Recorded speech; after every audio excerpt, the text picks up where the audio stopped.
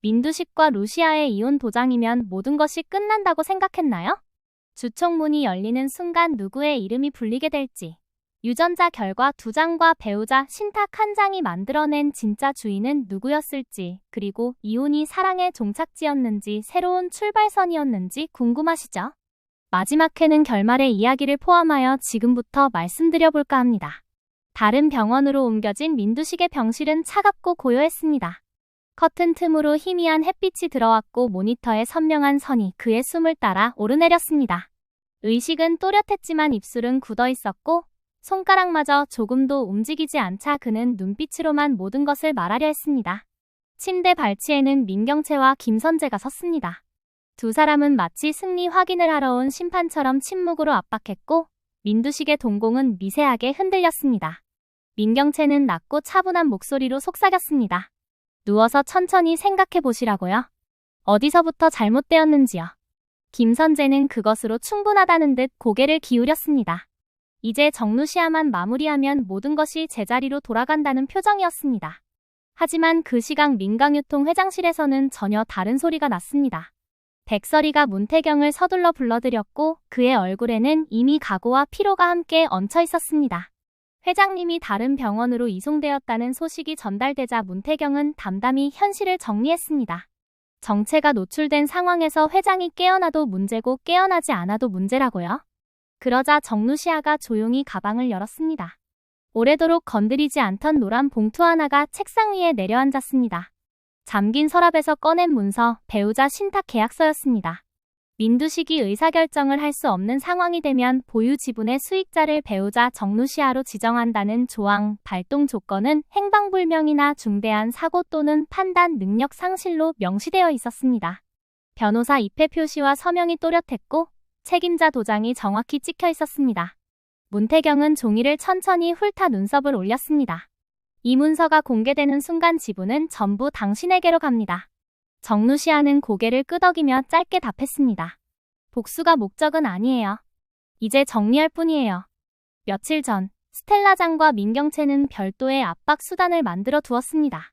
조용한 카페 구석, 스텔라장은 마지막 배려라는 말을 꺼내며 스스로 물러나라고 통보했습니다. 4년 동안의 공조와 신뢰가 하루아침에 폐기되는 순간이었지만 스텔라장은 흔들리지 않았습니다. 이제는 손녀 민세리의 미래만 보겠다는 결심을 밝혔다가도 차갑게 식은 눈빛으로 다시 단단해졌습니다. 정루시아는 어머니처럼 의지해온 마음을 숨기지 못했고 스텔라장은 그 마음을 쳐다보면서도 물러서지 않았습니다. 대화는 높지도 낮지도 않게 얼음과 물의 경계처럼 끝났습니다. 회장실 문이 다시 열렸을 때 김선재가 들어섰습니다.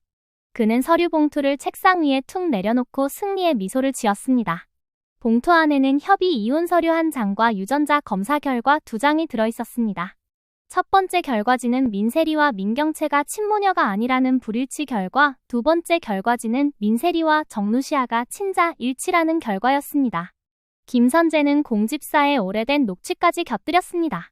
20회 전 양평 별장에서 벌어진 출산, 체면과 승계를 위해 아이가 뒤바뀌었다는 자백, 병원의 기록과 시간이 맞물린 날짜들.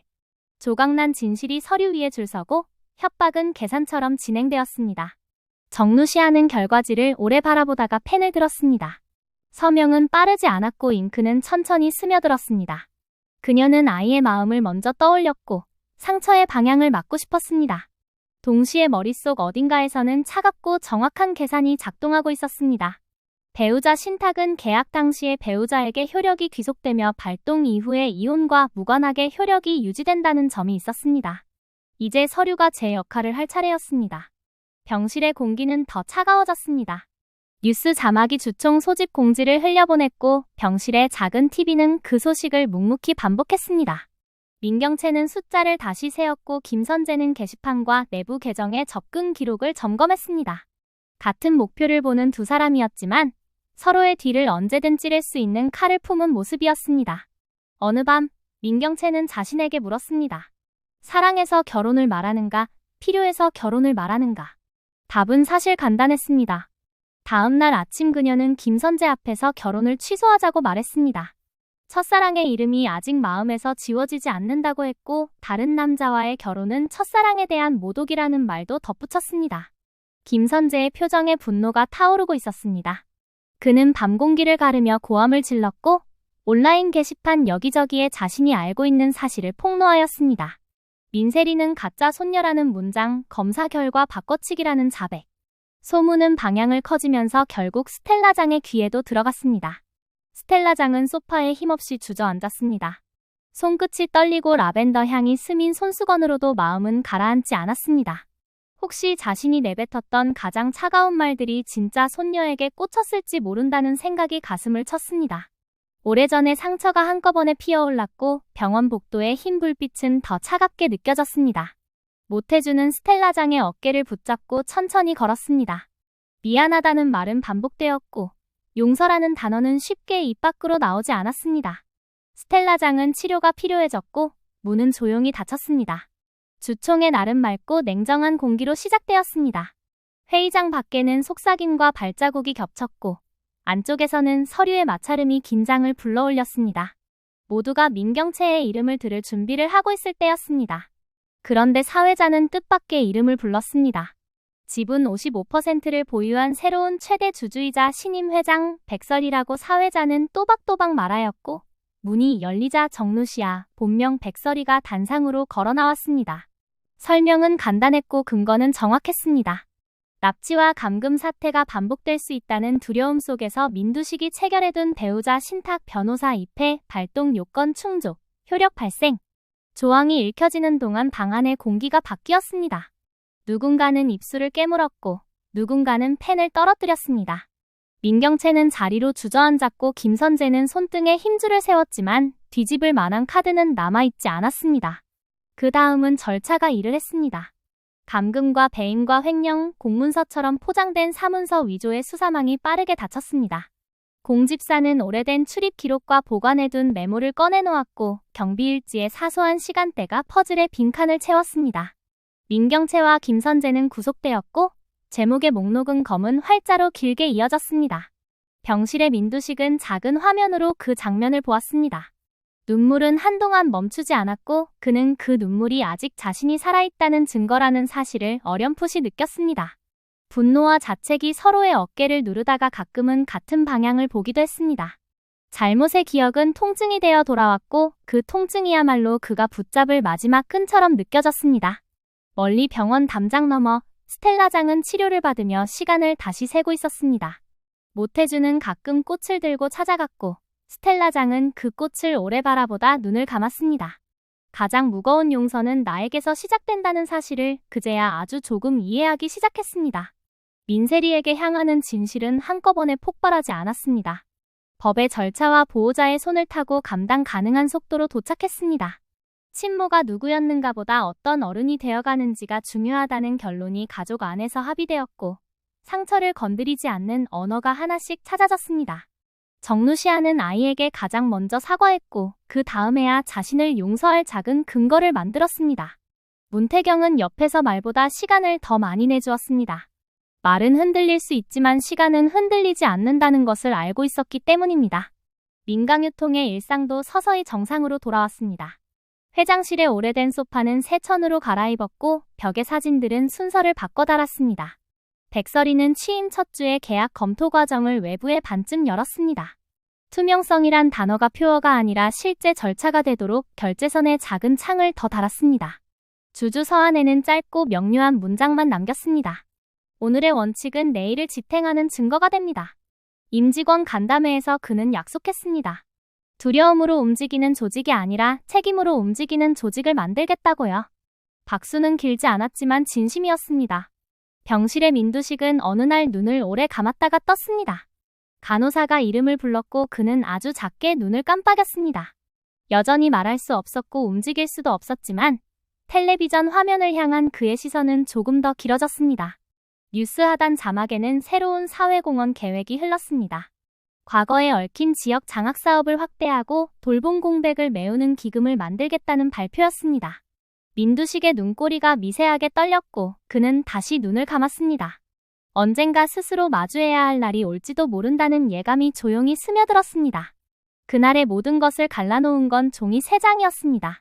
김선재가 흔들어댄 유전자 결과 2장, 그리고 정루시아가 끝까지 지켜낸 배우자 신탁 1장. 모두가 이혼 도장 하나로 끝났다고 믿던 순간에도 진짜 승부는 서랍 속에서 조용히 발효되고 있었습니다. 그래서 왕관은 예상과 다른 이마 위에 얹혔고 분노로 달궈진 검은 결국 법과 절차의 물에 식었습니다. 사람들은 마지막 장면에서 물었습니다. 복수는 끝났는가? 두 사람은 동시에 대답했습니다. 끝났고 그래서 이제 시작이라고요. 지금까지 이와 같았습니다. 이혼은 사랑의 종말선이 아니었습니다. 진실을 향한 우회로였고 오래 미뤄온 정리의 출발점이었습니다. 신탁 계약은 한 사람의 겁과 신뢰가 만든 마지막 안전판이었고 유전자 결과는 숨긴 과거를 현재의 책임으로 끌고 들어온 증거였습니다. 스텔라장은 무너졌고 치료를 받았으며 무너짐 속에서 비로소 돌아봐야 할 자리를 보았습니다. 민경채와 김선재는 각자의 욕망이 서로를 찢어버리는 모습을 끝까지 목격했고 욕망의 잔해가 쇠창살 사이로 흘러내렸습니다. 정루시아와 문태경은 서로의 약함을 덮어주는 법을 배웠고 약함을 숨기지 않는 용기를 택했습니다. 이제 남은 질문은 이것 하나입니다. 당신이라면 어느 순간에 서랍을 열었을까요? 처음 의심이 스쳤을 때일까요? 모두가 등을 돌렸을 때일까요? 아니면 마지막 장면이 열리기 바로 직전이었을까요? 정답은 각자의 산만이 알고 있겠지요. 하지만 한 가지 사실만은 분명합니다. 마지막 회 결말의 이야기는 복수를 닫힌 문으로 끝내지 않았습니다. 상처를 다루는 방법을 보여주며 문을 반쯤 열어두었습니다.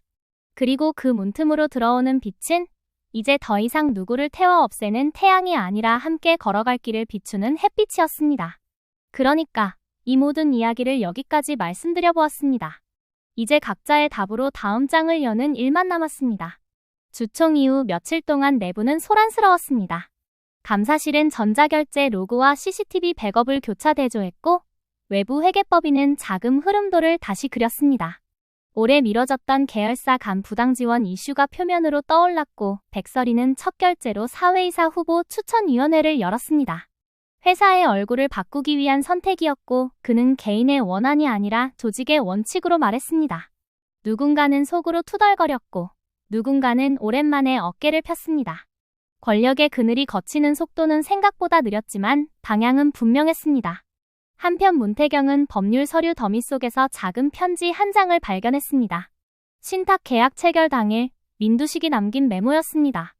혹시라도 민두식 회장님이 의사결정을 할 수 없는 상황이 되면 모든 지분이 배우자인 백설이에게 이전대로록 되어 있었습니다. 그는 메모를 접어 서랍 깊숙이 넣었습니다. 그것은 용서의 청원이기도 했고 미뤄둔 사과의 미완성이기도 했습니다.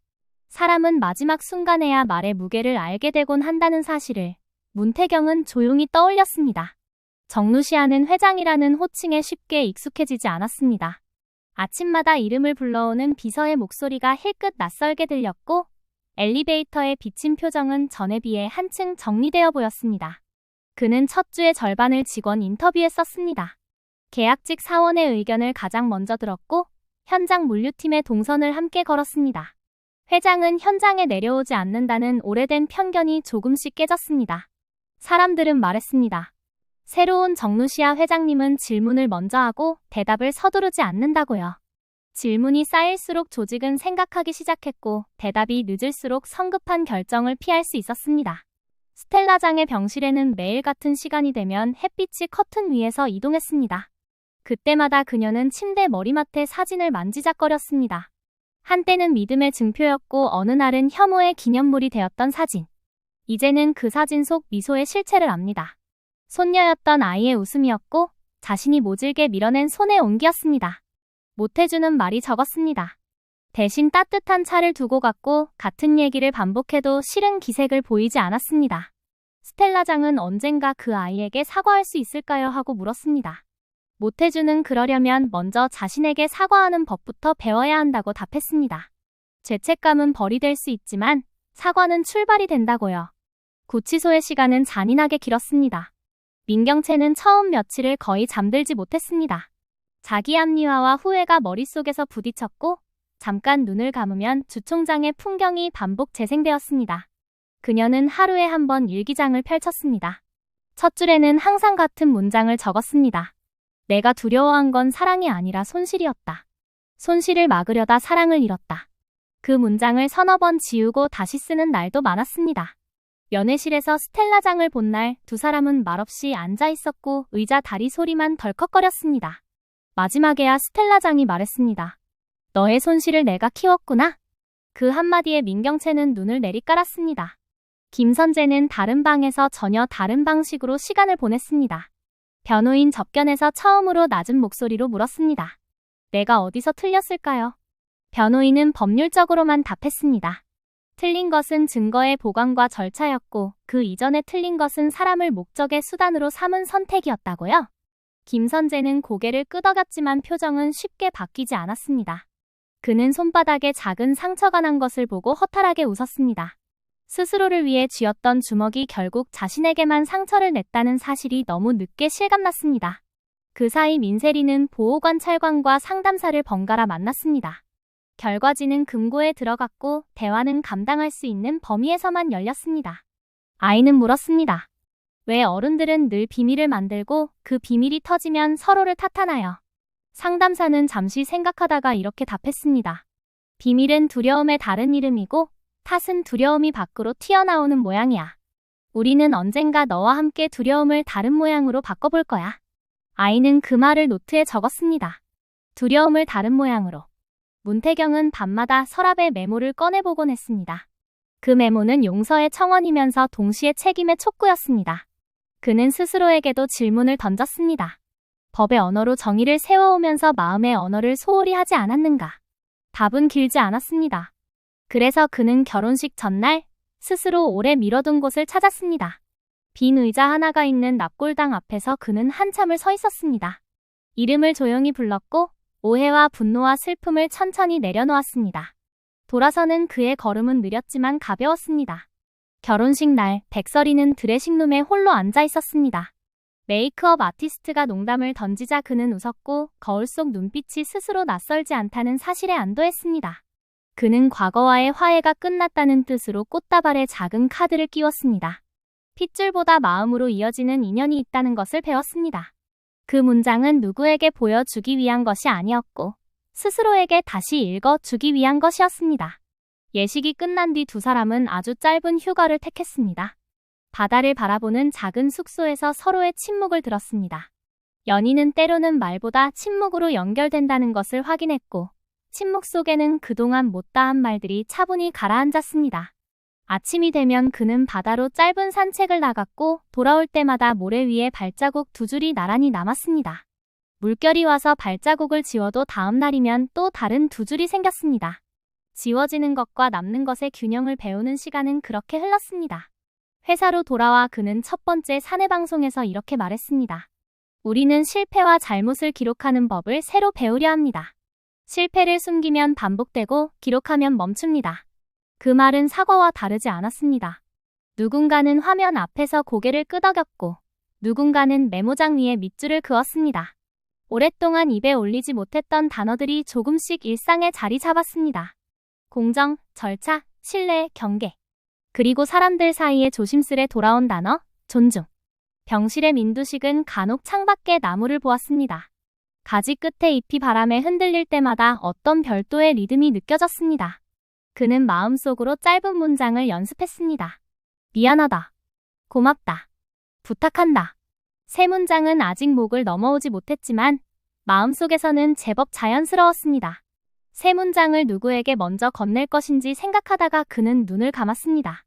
아마도 첫 번째는 아내에게, 두 번째는 자신을 지켜본 직원들에게, 세 번째는 세상에 남겨야 할 말일 것입니다.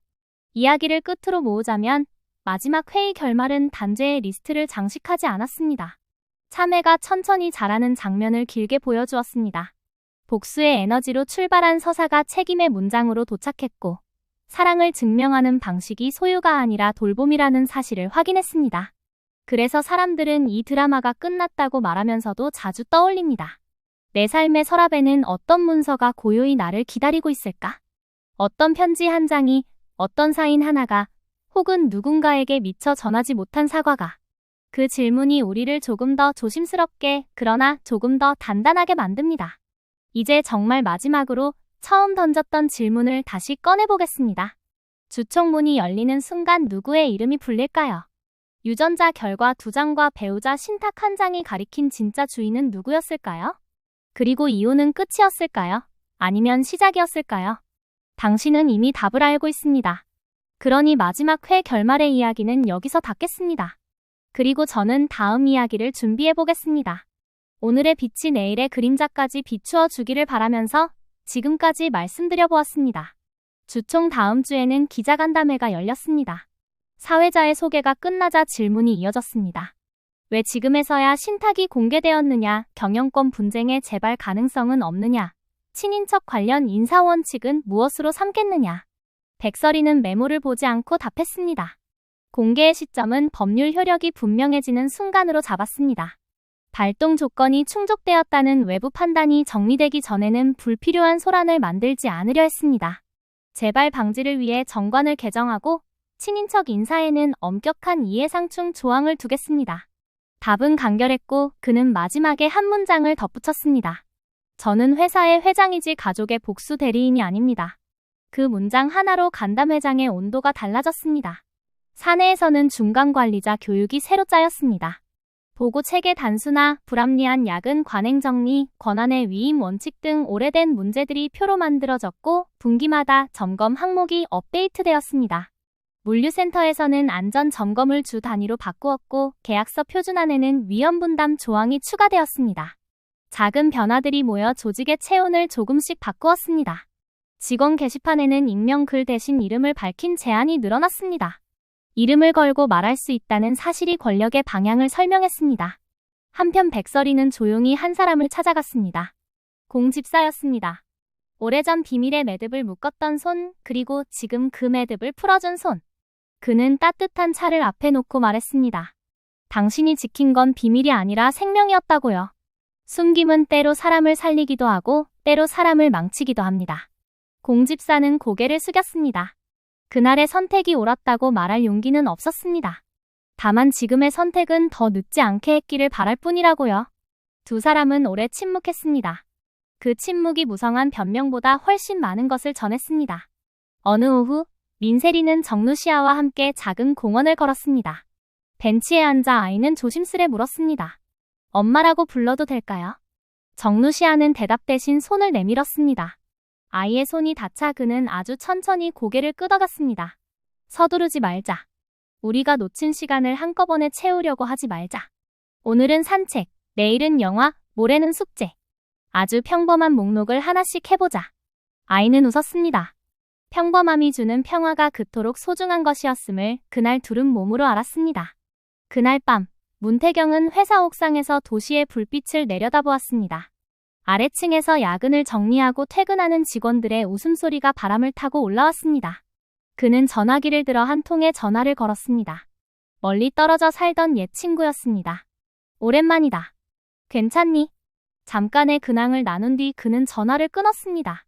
인간은 언제나 관계에서 회복된다는 말을 그는 그날의 공기 속에서 다시 확인했습니다. 법원에서는 민경채와 김선재의 첫 공판이 열렸습니다. 많은 사람들이 방청석을 채웠고 법정에는 정제된 말과 차가운 규정이 오갔습니다. 유죄와 무죄를 가르는 것은 감정이 아니라 사실의 연결이라고 재판장은 분명히 말했습니다. 변호인들은 각자의 논리를 펼쳤고 증인들은 날짜와 장소와 서명을 하나씩 확인했습니다. 판결은 시간을 들여 내려질 것입니다. 그러나 그들이 어떤 결과를 받든 이미 그들의 삶은 달라졌습니다. 욕망의 모양을 스스로 보았고 선택의 그림자를 확인했습니다. 시간이 더 흐른 뒤 민강유통의 사보에는 회장 칼럼이 실렸습니다. 제목은 아주 단순했습니다. 우리가 지키려는 것. 그는 이렇게 썼습니다. 우리는 법과 제도의 울타리 안에서 서로를 지키려 합니다. 울타리를 넘어 다가오는 폭력은 법으로 막고 울타리 안에서 생기는 무심함은 서로의 눈맞춤으로 막겠습니다. 직원들에게 약속합니다. 두려움 때문에 침묵하지 않게 하겠습니다. 침묵 때문에 무너지지 않게 하겠습니다. 칼럼은 어렵지 않았고 읽는 사람의 호흡을 따라갔습니다. 밤늦게 사무실 불을 끄기 전 백설이는 빈 회의실에 들렀습니다. 의자 몇 개가 틀어져 있었고 화이트보드에는 누군가의 계산이 지워지지 않은 채 남아 있었습니다. 그는 보드 옆에 작은 문장을 적었습니다. 오늘도 수고했습니다. 이 문장은 다음날 아침 첫 출근자의 미소를 불러왔고 작은 자부심을 보탰습니다. 조직의 변화는 거대한 구호보다 작은 습관에서 시작된다는 사실을 그는 누구보다 잘 알고 있었습니다. 마지막으로 스스로에게 남긴 메모가 하나 있습니다. 사랑은 관계의 해명이고 권력은 책임의 총합이다. 관계를 해명하지 못하면 사랑은 의심이 되고 책임을 회피하면 권력은 폭력이 된다. 이 문장은 그가 하루를 시작하기 전에 가장 먼저 읽는 주문이 되었습니다. 주문은 마법이 아니었습니다. 다만 흔들리는 마음을 같은 방향으로 묶어주는 끈이었습니다. 여기까지 오면 다시 처음의 장면이 떠오릅니다. 병실의 커튼, 서랍의 봉투, 주총장의 문. 그 모든 물건과 장소는 결국 사람을 보여주기 위한 배경이었습니다. 물건은 증거였고 장소는 무대였습니다. 증거와 무대를 지나 사람에게로 돌아오는 길을 찾는 일, 그것이 이 드라마가 마지막 회에서 선택한 길이었습니다. 그래서 시청자들은 분노보다 안도의 숨을 더 길게 내쉬었습니다. 끝내 지켜낸 것들이 있었기 때문입니다. 스스로 무너지지 않으려는 의지, 잘못을 인정하려는 용기, 누군가의 손을 잡겠다는 결심 같은 것들. 이제 진짜 마지막 인사를 드립니다. 당신이 이 이야기를 끝까지 읽었다면 아마도 당신의 삶에도 닫히지 않은 서랍 하나쯤은 있을 겁니다. 너무 오래 미루지 않기를 바랍니다. 필요하다면 누군가와 함께 열어도 좋습니다. 문은 혼자서만 열어야 하는 것이 아니니까요. 그리고 언젠가 당신이 그 서랍을 열었을 때 그 안에서 나오는 빛이 오늘의 이 글과 닿기를 조심스레 기대합니다. 마지막 회 결말의 이야기를 여기까지 말씀드려 보았습니다. 에필로그처럼 덧붙일 장면이 하나 있습니다. 어느 날 오후 회장실로 작은 상자가 도착했습니다. 발신인은 병실에서 재활 중인 민두식이었습니다. 상자 안에는 오래된 만년필과 짧은 카드가 있었습니다. 내 인생에서 가장 무거웠던 펜입니다. 당신이 올바르게 써주길 바랍니다. 백설이는 펜을 손에 올려보았습니다. 무게는 가벼웠지만 의미는 묵직했습니다. 그는 펜촉을 하얀 종이에 대고 아주 짧은 문장을 적었습니다. 우리는 서로의 실수를 기록하고 서로의 회복을 돕는다. 잉크가 번지지 않도록 잠시 기다렸다가 종이를 덮었습니다. 창밖으로 구름이 천천히 흘렀고 오후의 빛이 회의실 테이블을 길게 비추었습니다. 그는 자리에서 일어나 불을 끄고 문을 닫았습니다. 그리고 새로 달라진 일상의 속도로 한 걸음 한 걸음 앞으로 걸어갔습니다. 독자에게 남겨진 마지막 질문은 여전히 같습니다. 당신이라면 무엇을 지키고 무엇을 내려놓겠습니까? 그리고 문이 다시 열릴 때 그 문턱을 넘는 당신의 발걸음은 어떤 이름으로 기억되길 바라십니까? 고맙습니다.